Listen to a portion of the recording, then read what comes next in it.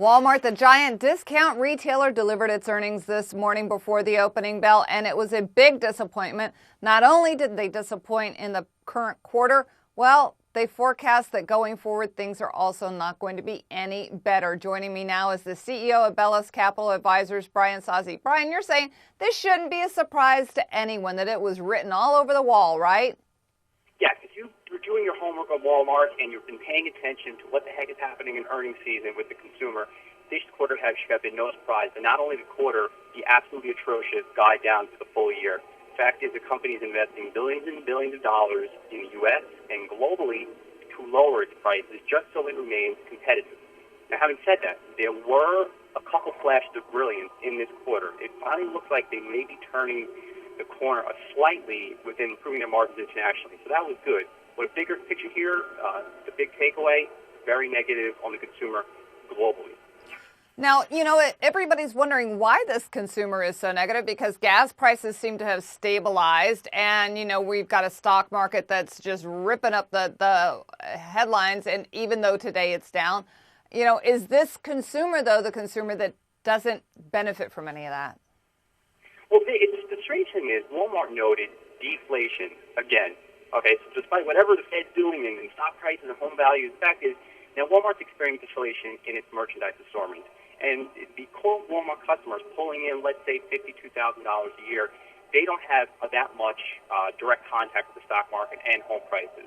They're living week to week, and they're running out of money once that paycheck, pretty much a couple days before their next paycheck arrives. So the fact that prices are down in the store and they still can't afford to buy more is quite telling. And here's a tweet-worthy stat.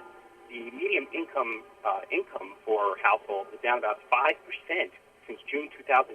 That is the month when the recession technically ended. So it's not all fine and dandy out there. Now, what about the grocery store aspect of Walmart? Is that helping them out, or is that hurting them on the margins? Well, what is Walmart this day? We are watching the evolution of Walmart. Walmart is, in my opinion, a grocery store that happens to sell guns and bows and arrows in the back along with some bicycles. And you're seeing much more grocery items in the store. You're also seeing lower prices. You're seeing more locally sourced grocery items. Why?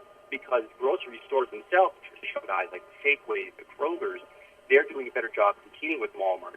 That and also dollar stores. Dollar stores are saturating the U.S. with more grocery items. So Walmart has to pick up its game. All right, let's talk about Sam's Club. They raised their fees and as a result lost customers. Is that a problem? Well, Sam's Club, upon further investigation, I actually like what I heard from Sam's Club. It's been a challenging past probably 3 quarters for the business, but they finally started to get customers back in the store despite the membership price increase. And how are they doing that?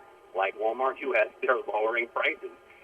Not necessarily healthy, but it seems to be working for Sam's Club finally. But bigger picture here with Sam's Club, what is Sam's Club? They are the friend of small businesses. It's where you go to stock up on things.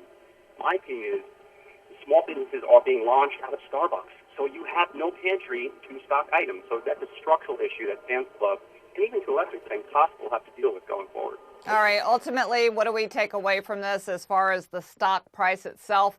It's gone up. It's come back down. It's obviously coming down again. Is it best to stay away from Walmart until they figure things out? Walmart needs to show me something. The next event, this company, this giant retail block, can show me something. It is at its analyst event coming up in October.